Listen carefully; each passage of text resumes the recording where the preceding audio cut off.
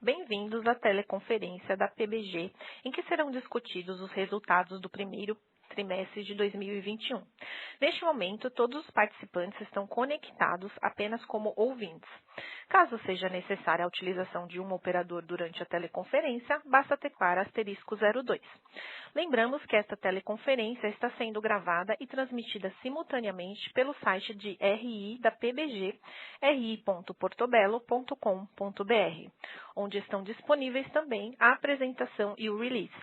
Esclareço que eventuais declarações feitas durante esta teleconferência sobre as perspectivas, projeções ou metas operacionais e financeiras relativas ao negócio da PBG são previsões baseadas nas expectativas da administração em relação ao futuro da companhia.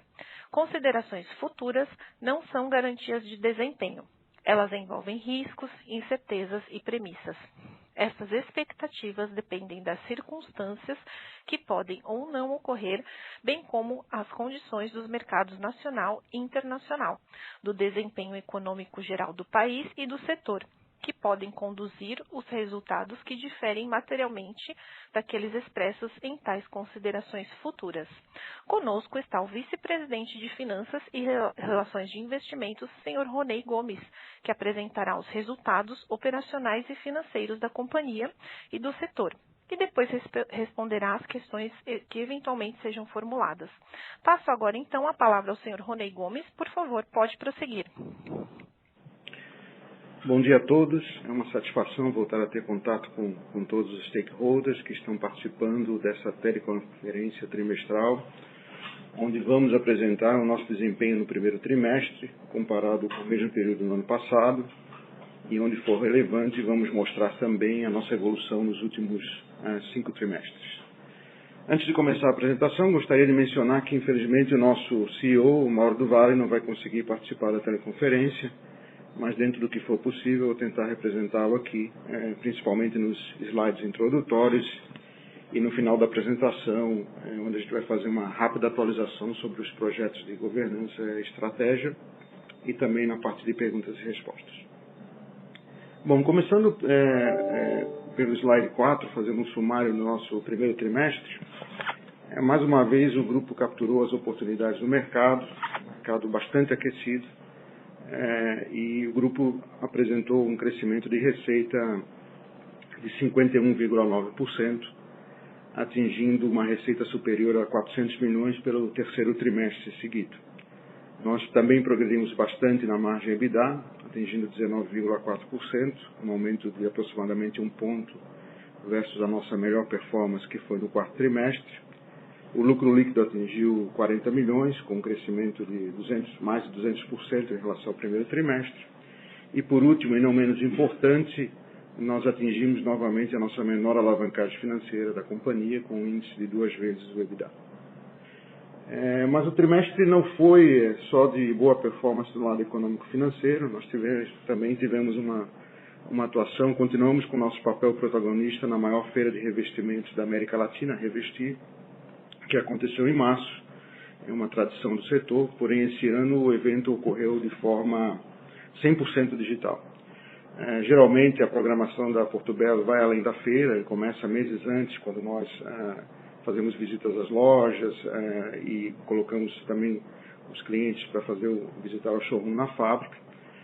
E nesse novo cenário, com pandemia, o grupo evoluiu nos seus relacionamentos para um evento digital, criando experiências que combinavam ações físicas e virtuais, com apresentações dos lançamentos, com as ações de unboxing dos produtos que foram enviados antecipadamente para os clientes. A Revestir é parte de uma agenda com diferentes públicos, iniciou com os lives e com o lançamento da nossa coleção Unlimited, que teve uma participação de clientes de mais de 50 países e um recorde de participação de 3 mil arquitetos. A Mostra Unlimited deu sequência ao evento, onde nós mostramos os ambientes projetados com as lastras Portobello e com participação de grandes arquitetos do Brasil e do exterior. E todo esse evento acabou numa ação que teve mais de 10 mil inscritos, mais de 5 mil pessoas conectadas, com resultados bastante positivos, confirmando a liderança da marca junto aos seus públicos-alvo. Entrando no detalhe da nossa performance operacional financeira no trimestre, vamos para o slide 7, falando um pouco dos destaques. Geralmente a gente faz uma comparação dos nossos resultados com aquilo que a gente comunicou como perspectivas no último trimestre, quando a gente fez o call em março. Naquele momento nós esperávamos que o mercado de construção civil para o primeiro trimestre continuasse aquecido, apesar da segunda onda de pandemia que impactou no mês de março as lojas do material de construção que ficaram fechadas durante boa parte de março. De fato, o mercado continuou robusto no primeiro trimestre, não só em volume, mas como em valor, principalmente pelos aumentos de preços efetuados pela indústria. A gente sempre compara contra 3 indicadores. O varejo, o Cielo, reportou um crescimento de 19,4%, mostrando a retomada da construção civil e mudança de hábitos. Na indústria, a Abramat reportou um crescimento no varejo um crescimento em valor de 15,5%, e a Anfacer mostrou um crescimento no revestimento de cerâmicos em volume de 21,5%. Então o mercado continuou crescendo como a gente já tinha antecipado. Do ponto de vista interno, a nossa performance a gente esperava um crescimento parecido com o do quarto trimestre, que foi de 33%, principalmente pelo crescimento do varejo. Nós tivemos um crescimento de 51,9%, com o varejo crescendo 50%, principalmente através da performance de lojas próprias. Nós também comentávamos que o nosso objetivo era manter a margem bruta no mesmo nível do quarto trimestre, apesar da antecipação e do impacto grande dos custos e energéticos que a gente estava vendo para o primeiro trimestre. Nós fomos aí rápidos em melhorar o nosso mix, aumentar preço, conseguimos manter a margem bruta no patamar de 40%, afinal a margem terminou em 42,9%, uma melhoria de 8 pontos versus o primeiro trimestre do ano anterior.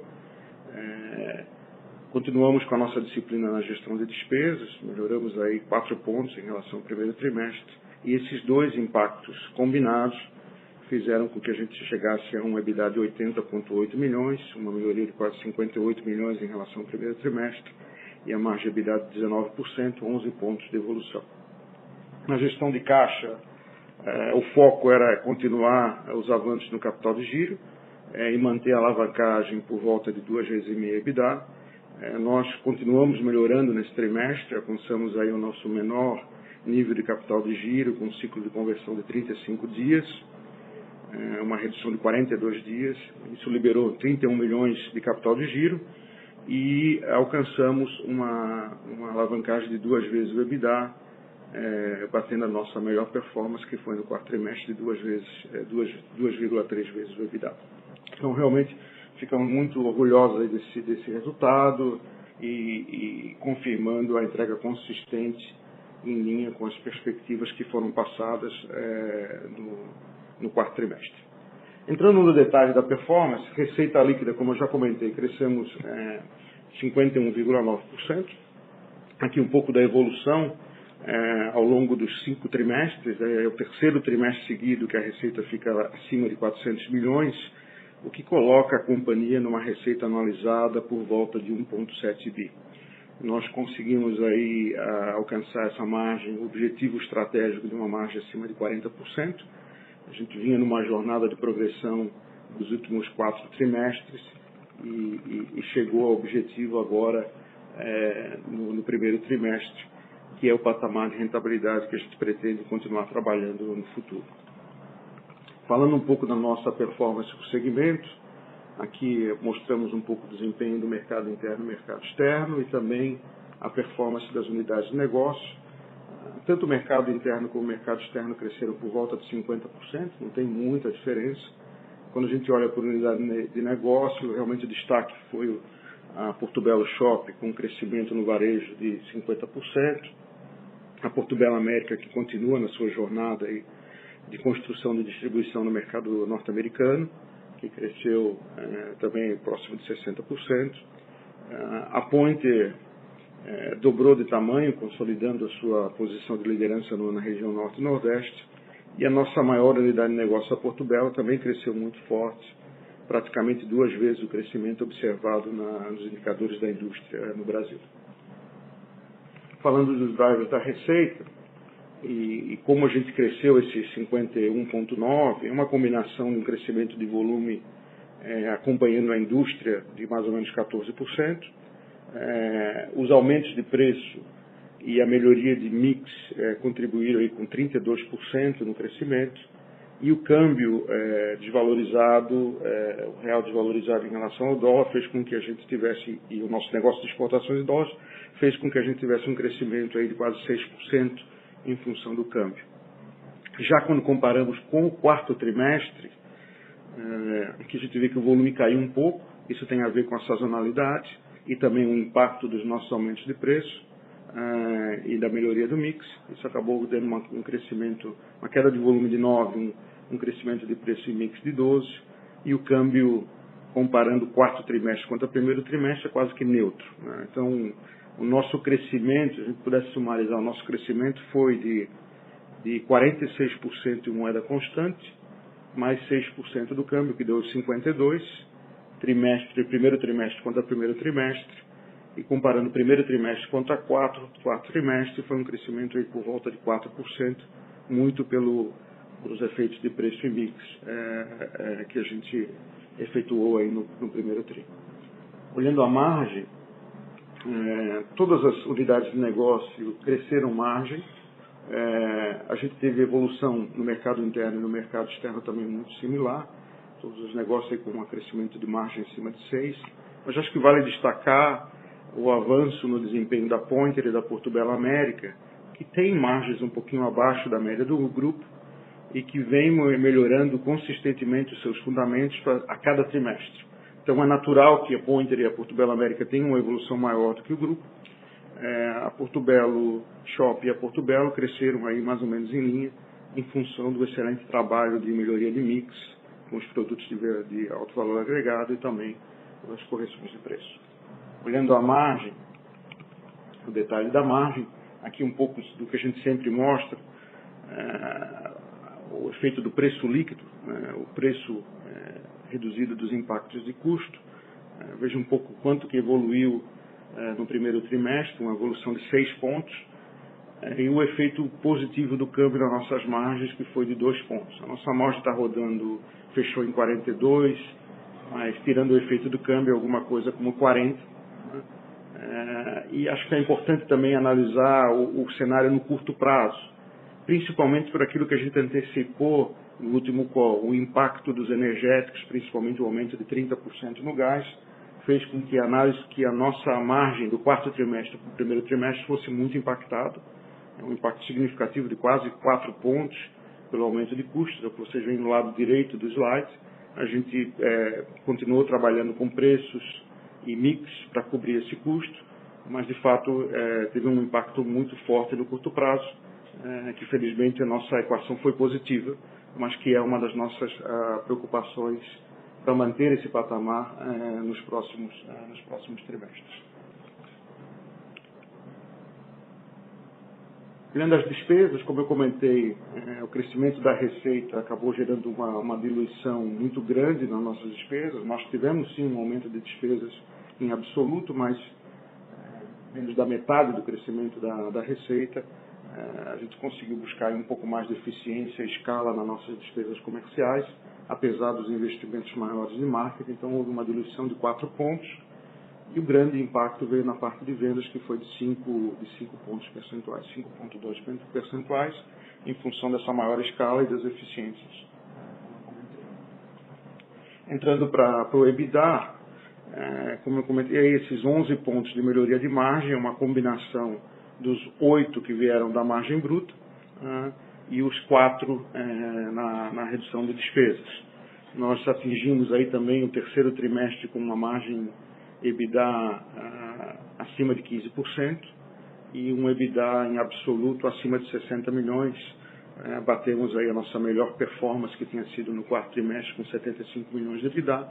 Fizemos aí 80,8, o que vai dar aí, quando analisados, um EBITDA próximo de 300 milhões que a gente já espera alcançar no segundo trimestre, quando a gente analisar o desempenho da companhia nos últimos 12 meses.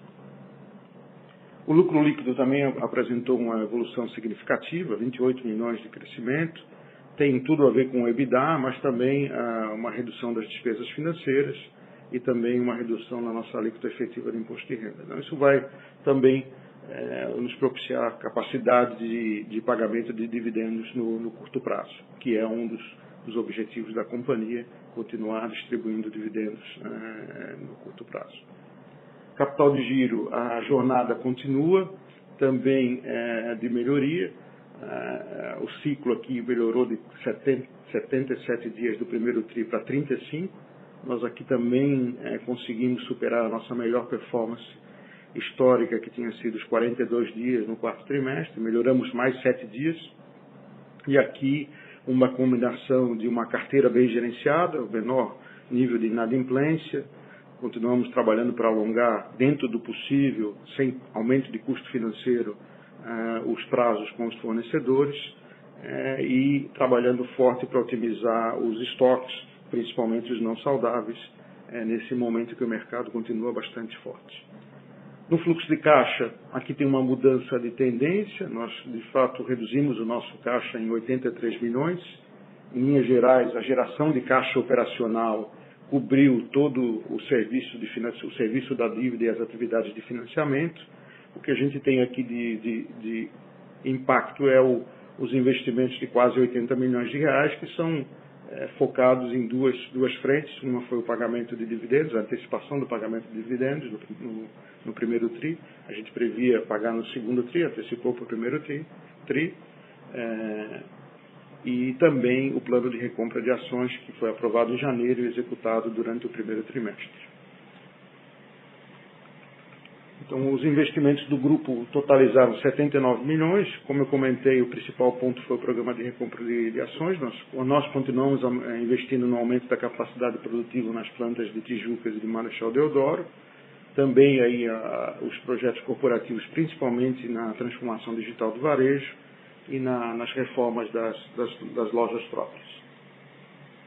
A nossa dívida líquida, com a melhoria no capital de giro, a gente conseguiu manter a dívida líquida no patamar flat, de 470 milhões, praticamente 470 milhões, é o mesmo nível do primeiro trimestre de 2020, que combinado com o aumento do EBITDA nos últimos 12 meses para 232 milhões, então nós terminamos o ano de 2020 com 175 de EBITDA.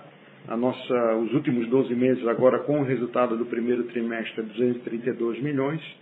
Uma dívida flat, com o EBITDA aumentando, dá uma alavancagem de 2 vezes, que, como comentei, a gente conseguiu reduzir versus a nossa melhor performance, que foi no quarto trimestre.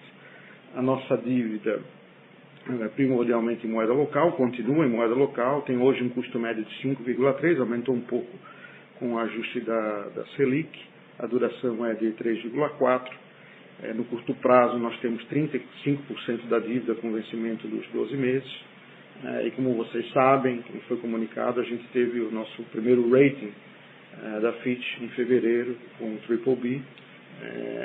Esse rating, apesar de ter sido o primeiro, trouxe para a gente vários insights nos pontos importantes para melhorar o perfil da dívida. A gente está trabalhando forte com os nossos credores, com uma iniciativa de alongar a dívida, principalmente no sentido de reduzir as amortizações que a gente tem em 2021 e 2022, que isso, combinado com a melhoria dos resultados operacionais que a gente vem entregando a cada trimestre, deve ser um gatilho importante para a nossa revisão de rating de crédito no médio prazo, no curto e médio prazo. Falando um pouco de mercado de capitais, nós distribuímos aí os 60 milhões de dividendos, que deu yield de 6,11. Como eu comentei, fizemos uma antecipação no primeiro trimestre de 17. Fizemos o pagamento da parcela restante de 43,6 milhões, foi feito no dia 13 de maio, semana passada. A companhia executou um programa de recompra de ações de 7 milhões de ações a um preço médio de R$ 8,91. Na reunião do Conselho, na semana passada, no dia 12 de maio, nós também decidimos cancelar essas ações que estavam em tesouraria. A companhia teve uma performance até agora, no primeiro trimestre, muito boa, continua performando muito bem acima acima do índice Bovespa. O volume também aumentou significativamente, o que mostra o interesse no papel.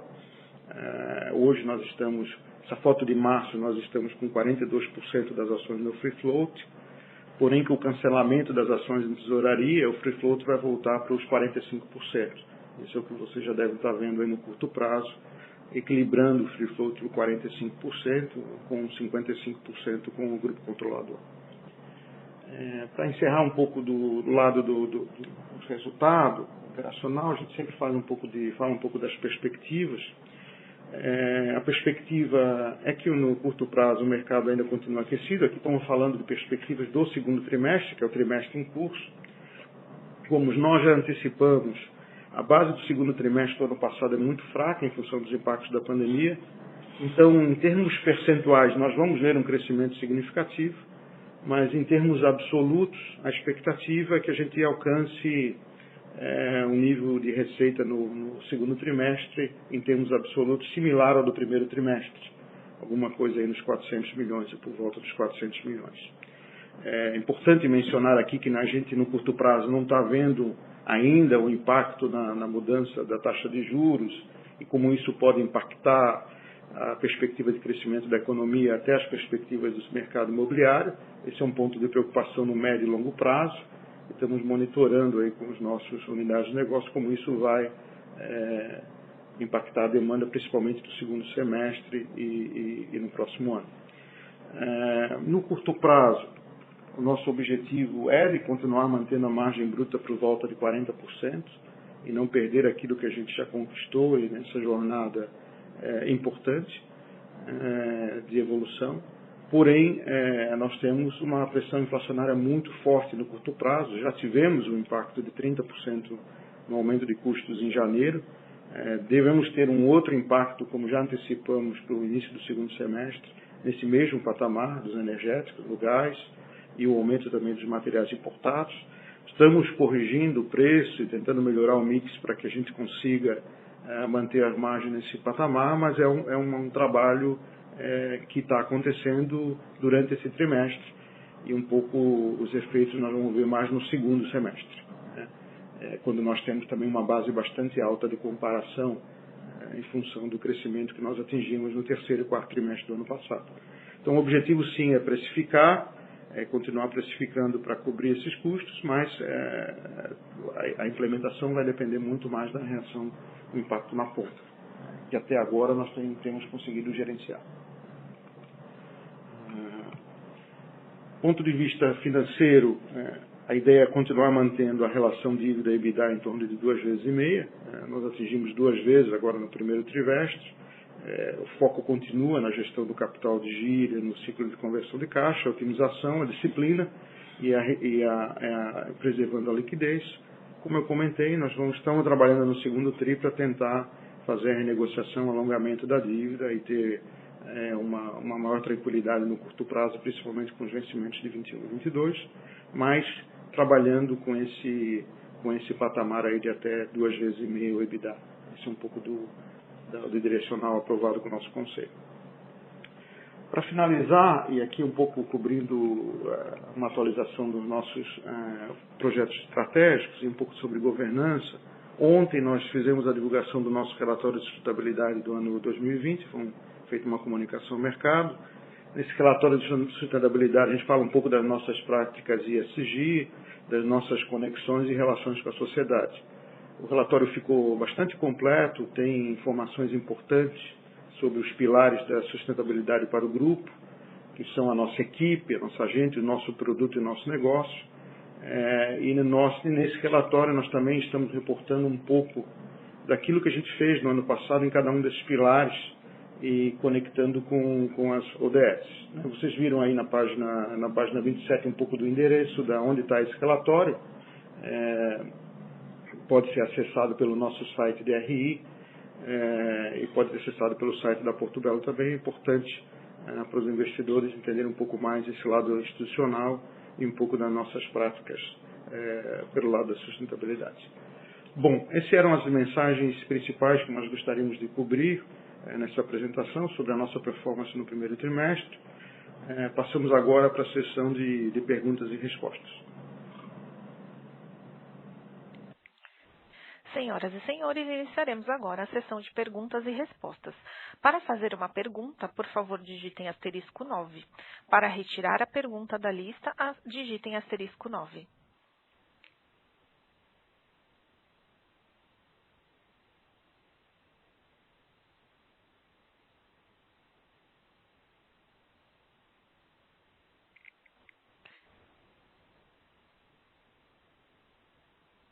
Para fazer uma pergunta, por favor, digitem asterisco 9. Para retirar a pergunta da lista, digitem asterisco 9.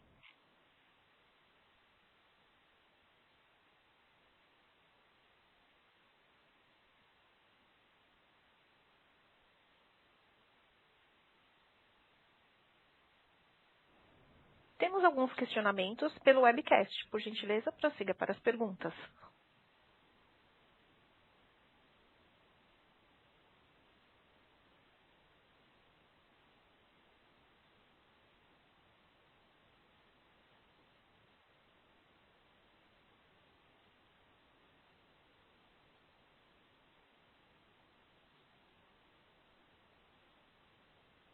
Lembrando que para fazer uma pergunta por telefone, basta digitar asterisco 9.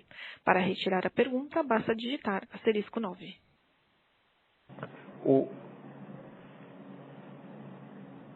Érica, por favor, eu vou responder a pergunta do Carlos, porque acabou que eu acabei não respondendo aqui. Carlos, a tua pergunta sobre as perspectivas do segundo TRI, eu acabei respondendo durante a primeira parte da apresentação. De fato, nós estamos esperando o segundo TRI uma receita muito similar ao do primeiro TRI, trabalhando para que as margens estejam em torno de 40% e que o EBITDA também fique no mesmo patamar do primeiro TRI, com a gestão, uma boa gestão da dívida líquida por volta dos 2,5%. No futuro, nós não damos projeção do ano, mas a expectativa é que o mercado continue indo com o crescimento em função dos lançamentos, essa é uma indústria cíclica, mas nós vamos estar crescendo sobre uma base muito forte do terceiro e do quarto trimestre. Então, é um pouco da expectativa que a gente não tenha crescimentos percentuais tão fortes, mas sim olhando um pouco do filme em termos absolutos, dado que o terceiro e o quarto trimestre do ano passado foram o crescimento de maior pico durante a pandemia. Então, a expectativa é muito mais monitorar o tema absoluto do que o crescimento percentual. A gente falou isso já nos calls anteriores. Boa parte do crescimento do ano está acontecendo no primeiro semestre. E no segundo semestre, nós devemos ter um crescimento menor em função da maior base do ano passado.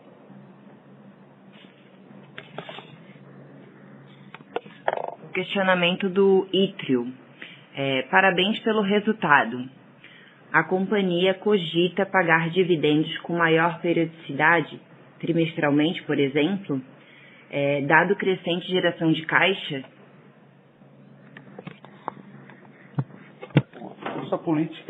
Nossa política de pagamento de dividendos, conforme o nosso próprio acordo de acionistas, é tentar distribuir, depois de feito todos os investimentos e reservas, é tentar distribuir 50% do lucro líquido.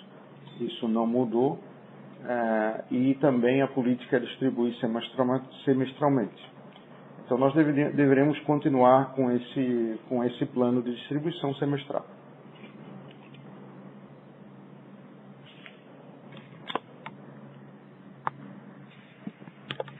Agora, outro questionamento do Rafael Assis. Bom dia. Qual o volume esperado de investimento, CAPEX, para 2021? Nós estamos esperando um CAPEX por volta de 80 a 90 milhões, que é o nosso nível histórico de investimento. Esse é o CAPEX econômico, focado nas frentes de aumento de capacidade nas nossas fábricas, de investimentos de novas lojas, abertura de novas lojas e reforma de lojas, e também os investimentos na parte de distribuição na Portugal América. Esse é um pouco de onde a gente deve estar investindo. E um investimento forte que a gente vem fazendo no curto prazo é da transformação digital. Então, esses são os grandes investimentos nesse patamar. A parte de fluxo de caixa, a gente deve ter talvez um pouco mais de desembolso em função dos prazos de pagamentos, mas o investimento econômico deve estar nesse patamar de 80 a 90 milhões.